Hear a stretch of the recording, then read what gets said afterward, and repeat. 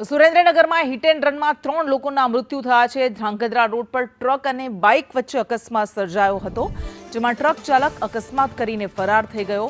આ મામલે પોલીસે વધુ તપાસ હાથ ધરી છે। તો સુરેન્દ્રનગરની આ ઘટના હિટ એન્ડ રનમાં 3 લોકોએ પોતાના જીવ ગુમાવી દીધા છે। વધુ વિગત સાથે સંવાદદાતા ભાવેશ જોડાયા છે। અકસ્માતની આ ઘટના બની છે, હિટ એન્ડ રનની ઘટના છે। ટ્રક ચાલક અકસ્માત કરીને ફરાર થઈ ગયો છે। ક્યાં પહોંચી છે તપાસ? ચોક્કસ વાત કરવામાં આવે તો આ વહેલી સવારનો બનાવ છે।